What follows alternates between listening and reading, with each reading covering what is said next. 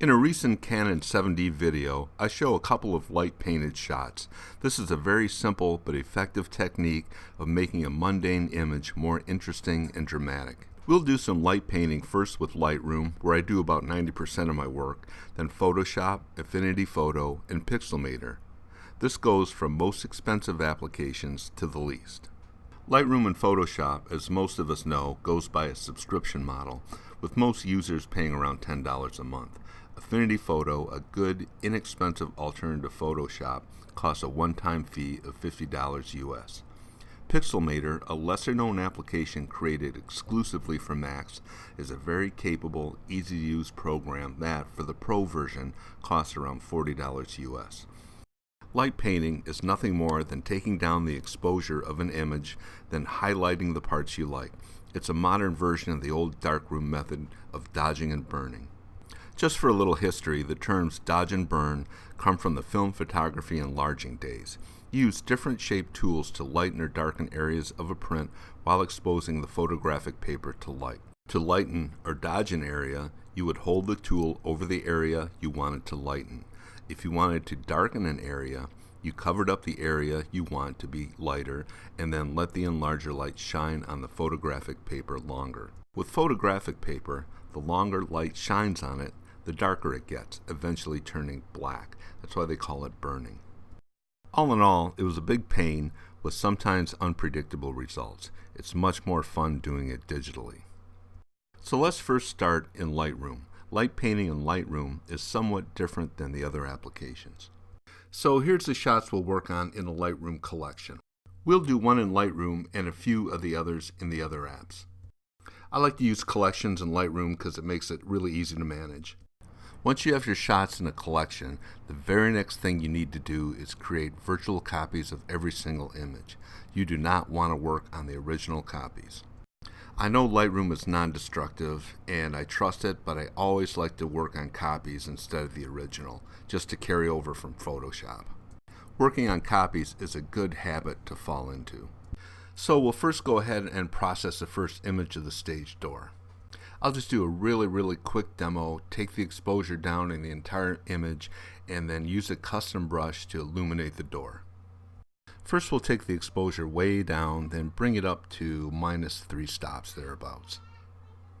Then we'll select a custom brush and bring that up to about 1¼ stops. Just bring the brush over to where you want to paint. If you want the brush bigger or smaller, use the bracket keys and just paint away. You can see how the door is being illuminated. Again, this is pretty sloppy, but all I really want to do is show you the simplicity and power of using this method. If I was really serious about this piece, then I'd really take my time around the edges, use varying intensities, do the individual bricks, and so on and so forth. I'm just doing the painting using the mouse. I usually use a Wacom tablet. It gives you a little bit more finesse, but you can do this with the mouse.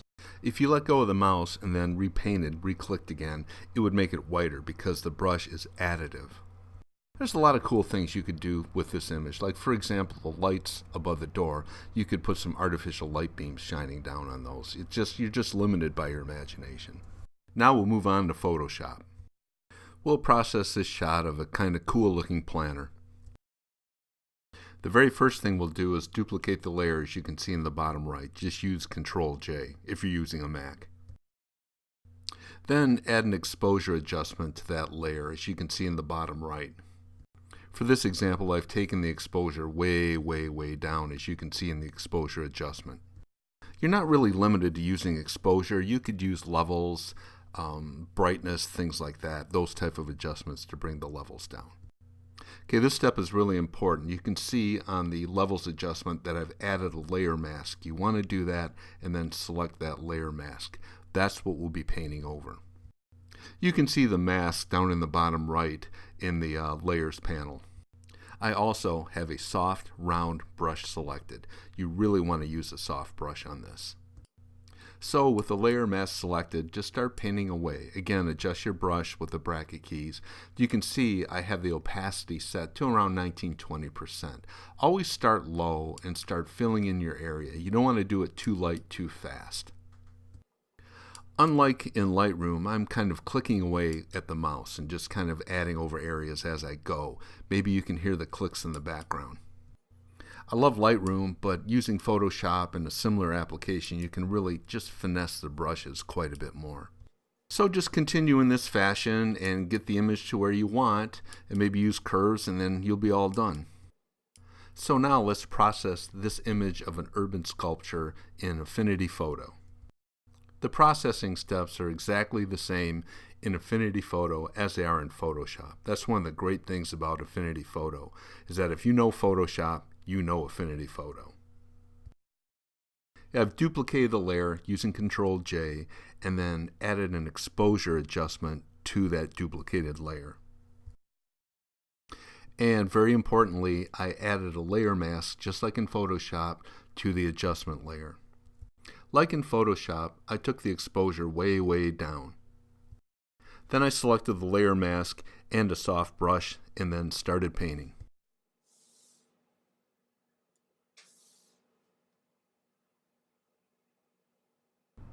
I have the opacity set a little higher in this. I think it's around 27% or so, since it's dark, and just to get a little bit more contrast to demo it.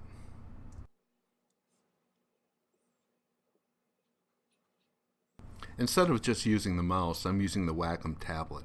Using the pen and tablet allows you to finesse the brush a lot more, especially around the edges. You can see the additive nature of the brush. As I go over it again, it substantially brightens. This is a great way to introduce highlights.